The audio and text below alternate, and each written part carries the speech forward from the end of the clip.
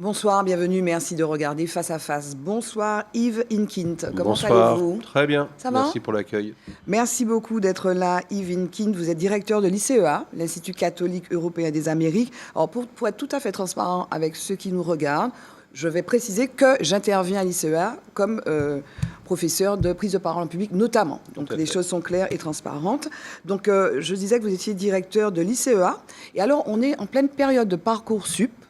Donc l'ICEA, c'est un institut de formation à Fort-de-France qui recrute des jeunes, qui les forme. Est-ce que vous pouvez présenter, je crois que cet institut a été créé en 2019, c'est le début des formations. Pour être assez synthétique, donc création en 2018, première promotion en 2019 et effectivement on est en 2026 et on va passer de 2 formations à 6 formations. Je prendrai le temps de l'expliquer et c'est vrai que vous l'évoquez avec à propos, c'est la période de Parcoursup. Tout à fait. J'ai l'habitude de dire le stress des parents, la pression des enfants. Oui. Donc on rentre dans cette mécanique importante et ce qui paraît intéressant aussi, c'est de montrer localement en Martinique ce que l'on propose comme formation plutôt que d'envoyer systématiquement éventuellement nos jeunes. C'est vrai qu'on met beaucoup l'accent sur... Enfin, les jeunes aussi ont envie de partir, mais il y en a un certain nombre qui veulent rester. Est-ce que vous arrivez à comprendre pourquoi ils restent d'ailleurs? Quels sont les arguments qui militent en faveur du maintien de ces... Si mes chiffres sont exacts, on sort chaque année, dans le sens positif du terme, un peu plus de 4000 jeunes bacheliers. Et d'après ce que j'ai comme information, c'est 60% qui partent en France. C'est énorme. Et je pose une question à laquelle je n'ai pas réponse. Est-ce que sur les 60%, tous reviennent en termes de compétences au pays? J'en suis pas convaincu aujourd'hui. Non. Après, ceux qui font le choix, c'est parce que généralement, ils ne trouvent pas par défaut la formation, l'école ou l'université qui leur faudrait. Donc l'idée sur ce constat est plutôt de dire, si on allait faire l'inverse, plutôt que d'envoyer nos jeunes en France, l'idée étant d'amener plutôt les écoles, les marques réputées localement pour faire une proposition locale qui est, en termes de prise en charge et de coût, beaucoup moins forte que si on envoie le jeune en France. Alors c'est vraiment la stratégie de l'ICEA de travailler des partenariats. Tout Donc à fait. on va y venir, mais un mot néanmoins à partir de l'acronyme du titre, ICEA, Institut catholique européen des Amériques.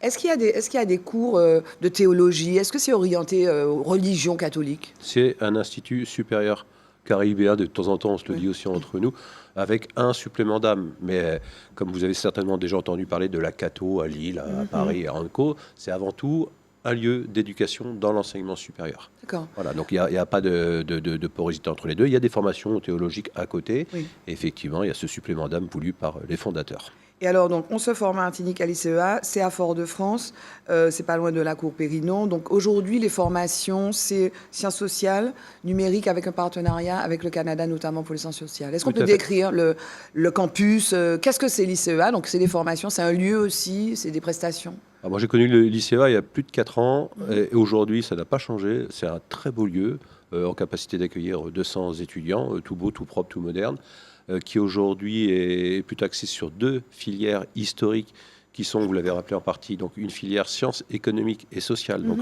une filière universitaire, une licence en 3 ans, en partenariat pour la 3e année avec une université du Canada à Ottawa, qui fonctionne plutôt bien, qu'on réouvre à la rentrée de septembre prochain, et une licence similaire sur une autre thématique, ce qu'on appelle IT ou informatique, donc sciences du numérique, en 3 ans, de la même manière, pour préparer des jeunes sur tous les métiers que j'appelle moi les métiers du futur, voire une réflexion qu'on est en train d'ouvrir sur des masters pour la poursuite d'études. Et l'équipe d'encadrement, donc c'est qui? Est formée de qui? Alors aujourd'hui, sur les 2 licences historiques, donc sciences économiques et sociales et sciences du numérique, on est plutôt sur des enseignants pour partie universitaires et pour autre partie issus du milieu professionnel. Par exemple, Pascal Safache, par exemple, qui intervient. Tout à fait, qui est le directeur général adjoint et que je salue donc de l'ICEA.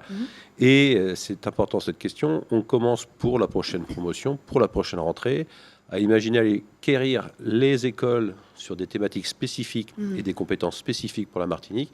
Et là, on est plutôt sur des titres RNCP et non pas universitaires, des titres privés. Et donc là, on va aller plutôt chercher des enseignants du secteur professionnel parce qu'on va faire pratiquer de l'apprentissage. Après, alors, parlons du partenariat, parce qu'on est allé vite quand vous avez parlé des sciences économiques et sociales, et notamment de cette licence avec l'Université d'Ottawa. Tout à fait. Donc l'idée, c'est vraiment, donc, et vous l'avez dit au début, plutôt que les jeunes partent, donc on fait venir des gens ou des compétences qui sont reconnues ailleurs, que ce soit le Canada ou la France. Et alors pour le numérique, il y a un partenariat aussi. Alors, on est en partenariat avec l'université de Lille. De Lille. L'université catholique de Lille. Sur le partenariat avec le Canada, l'idée a été simple dès le début, c'était de dire les 2 premières années de licence localement en Martinique, la 3e année au Canada. Oui. Et cette semaine, on a réuni les premiers alumni, donc les Tout à premiers fait. anciens élèves de l'école, et c'est intéressant de voir leur parcours, parce que les 2 ans localement les ont préparés à la 3e année en expatriation, et ça leur a ouvert, entre guillemets, les esprits et les chakras, Oui. et ils sont tous placés professionnellement. D'accord. Et après, on sait ce qu'ils deviennent, ceux qui Tout sont à- passés. Qu'est-ce qu'ils deviennent alors Il y a 2 catégories. Il y a ceux qui ont émis le besoin immédiat de travailler, donc qui sont déjà dans l'emploi à la Oui. fin du bac plus 3, et puis ceux qui veulent faire ce qu'on appelle de la continuité pédagogique, Ils continuent qui à sont se former. en master, Oui. ou qui sont en train de sortir prochainement des masters, et plutôt effectivement en métropole. Et on a même un jeune qui est en master au Luxembourg, plutôt en finance. D'accord, donc il y a des débouchés. Et là, vous êtes en train de travailler précisément le suivi, parce que les écoles, les instituts valent aussi parce que vaut finalement le réseau, en fait. Le sujet, c'est de ne pas lâcher les gamins. Oui. Donc, quand je dis gamins, c'est très positif dans Bien mon sûr, bien propos, sûr. donc de ne pas lâcher les jeunes. C'est un encadrement. Un encadrement. Donc, soit demain, on continue, c'est ce qu'on va faire à la rentrée de septembre 2026, on ouvre les 2 licences que je viens Oui. d'évoquer. Et l'idée, c'est de leur dire, et après ces 3 années de licence, vous souhaitez faire quoi? Et commencer à initier aussi des partenariats avec des écoles en France, négocier des tarifs spécifiques pour nos jeunes, leur montrer que s'ils veulent une solution, et c'est un choix en métropole, il n'y a pas de problème, on les accompagnera. Quand vous parlez des licences, revenez, parce que je voulais qu'on parle précisément du bachelor école de journalisme. Ça, c'est les projets. Alors, parlons des projets. Parce que je suis un petit peu embrouillée avec les licences. Parce qu'aujourd'hui, vous préparez à des licences. Licence de sciences Je vais sociales. clarifier la chose. Oui, licence de sciences sociales, licence du numérique. Voilà. Et les projets, c'est plutôt des bachelors, d'assurance, bachelor Tout à de fait. journalisme, bachelor de management. On l'évoquait tout à l'heure, Parcoursup. Oui. Dans Parcoursup, nous avons 2 formations, Oui. qui sont les 2 licences que je viens Dont on a de parlé, que vous avez résumer, présenté. qui s'ouvrent en septembre prochain. D'accord. L'une sur l'informatique, l'autre sciences économiques et sociales, en partenariat avec D'accord, ok. Ottawa. Ça, c'est Parcoursup. Et en dehors de Parcoursup, D'accord, ok. parce que pour les jeunes martiniquaises et martiniquais, il y a aussi des solutions en Oh, dehors ouais, de Parcoursup. ok. Après avoir analysé un peu les besoins du marché, on ouvre à la rentrée post-bac Oui. 2 formations. La première, il n'y a pas d'ordre, hein. La première, un bachelor en journalisme, Oui. qui est en partenariat avec une des meilleures écoles de journalisme en France, l'ISCPA, tout à fait. Donc là, on ouvre un bachelor première année D'accord. post-bac, en dehors de Parcoursup.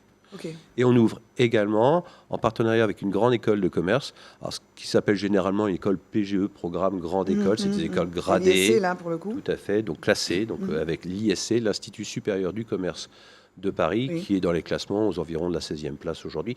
Donc l'idée, c'est d'inverser, on va chercher les écoles, Oui, oui, comme on disait tout on à leur l'heure. propose de venir nous accompagner sur Oui. localement la mise en œuvre. Et je continue donc sur ça c'est encore hors Parcoursup, bachelor 3e année en apprentissage assurance. Alors aujourd'hui, on a été sollicité, et on a bien vu que sur le terrain, il y a des BTS en assurance, mais il n'y avait pas obligatoirement une continuité pédagogique. Donc D'accord. notre objectif, il est de se positionner en complémentarité, Complémentarité de ce qu'il y a. de l'offre locale.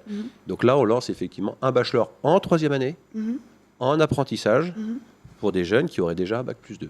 Et Et, enfin- donc en assurance, Oui. sur tout ce qui est gestion de sinistres. En Et puis- partenariat Oui, en partenariat, oui. avec l'IFPAS, qui est la meilleure école de formation en assurance. Et enfin, master en informatique, en apprentissage, vous y avez fait allusion. Là, dire qu'il y a de l'apprentissage, c'est important aussi. Alors, l'idée que l'on nourrit à l'ICEA aussi, c'est de se dire que nos jeunes, à la fin du bac plus 3, certains vont aller dans le travail immédiatement, d'autres Oui, cherchent une oui, formation. oui. Donc on leur propose une formation en master, informatique internationale, avant d'ouvrir l'année prochaine, en 2e année, certainement une D'accord. option cybersécurité et intelligence artificielle. Là, vous disiez qu'il y a une capacité de 200 personnes. Donc voilà, les jeunes Martiniquais qui veulent rester, qui se disent c'est pas le moment de partir, je veux rester près de chez moi, c'est sécure, etc. Je suis pas encore prêt, parce qu'il faut se le dire, il y a des enfants. Il y a une histoire de maturité. hein. Oui, bien sûr. De maturité et de pouvoir économique aussi. Donc, on apporte une solution locale moins onéreuse Oui. qu'un départ volontaire en métropole. Oui. Puis Ou ailleurs, au Canada, il y en a. ou ailleurs, oui, oui. mais surtout, il y a ce que vous évoquez très bien, une maturité. On n'est pas tous matures à 18 ans en sortant du bac, et certains n'ont même pas 18 ans, Et certains ne veulent pas d'ailleurs. pour être expatriés. Oui. Donc, on leur offre une possibilité, un marchepied, une première année, une deuxième année, voire même plus, si certains souhaitent éventuellement le faire jusqu'au bout. Et alors c'est payant, hein, on va dire, parce que Tout à fait. c'est conventionné avec l'éducation nationale. Alors, les licences sont au tarif de l'éducation nationale de l'université, Oui. et les bachelors privés, tels que on l'a évoqué, on a voulu volontairement pratiquer des tarifs inférieurs à ces mêmes formations Oui. en métropole. Oui. L'idée étant de rendre plus accessible économiquement la chose. Donc, le bachelor journalisme et le bachelor école de commerce en partenariat avec l'ISC Paris ne dépasseront jamais les 5 900 €. Et alors là, on sent que 2026, c'est vraiment, moi, c'est la période des vœux, là. Donc, vous êtes en train de peaufiner tous les projets, de boucler tout. Donc, on a parlé des formations, bachelor, management, journalisme, etc. Et puis, il y a les essentiels de l'ICA. On a vu les années passées, précisément, des annonces pour quelques conférences. Là, vous allez systématiser l'ouverture au public, en fait, c'est ça? L'idée, elle est simple. Elle est née de deux idées convergentes. D'un côté, on a ce supplément d'âme où parfois on peut avoir à faire, dans le sens positif du terme, à des experts. Donc autant se dire, tiens, il y a peut-être quelque chose à Bien proposer, sûr. et aux étudiants, aux enseignants et aux entreprises martiniquaises. Oui. Et d'un autre côté, le fait d'avoir des partenariats avec des écoles de qualité et de renom nationalement nous amène aussi des interventions, parce qu'on va faire venir aussi des enseignants Oui. localement. Oui. On se dit, ce serait dommage de ne pas profiter d'un enseignant qui vient de Paris, je ne prends pas Oui. d'exemple, et ne pas l'utiliser aussi pour une petite formation Oui. atypique. D'où l'idée de créer ces essentiels, c'est pas le nom labellisé aujourd'hui, où tous les mois, on aurait un événement Oui. spécifique sur une thématique. Oui. Et, À côté des intervenants en Martinique, Tout à fait. quelqu'un comme Pascal Safache, qu'on voit dans les médias Tout et à qui fait. intervient aussi à l'ICEA, peut faire intervenir sur une conférence ça peut être spécifique. Pascal, Safache, ça peut être un sportif de haut niveau, ça oui. peut être un prêtre sur une thématique Oui. spécifique, ça peut être plein de choses. Et On va rappeler pour conclure, Yves Inkind, Oui. que donc Parcoursup, on a jusqu'à quand d'ailleurs Parcoursup? C'est ouvert depuis 2 jours, donc Voilà. les vœux et les souhaits ont été émis. Oui. Et à partir de là, on est dans la mécanique numéro 2 pour les jeunes. Commencer à mettre dans l'ordre leur choix. Donc je le redis ICEA. aux parents qui nous écoutent, Oui. ne mettez pas la pression à vos enfants. Non. Ils ont plein de solutions qui les attendent. Et il n'y a pas une solution, il y a des solutions. Merci beaucoup Merci. Yves Inkind d'être venu nous parler d'ICEA et puis de toutes ces formations actuelles et à venir, Parcoursup et hors Parcoursup, c'est clair. C'est très clair. Merci à vous de nous avoir suivis. Je vous retrouve pour un prochain Face à Face sur ATV. Bye bye, à bientôt.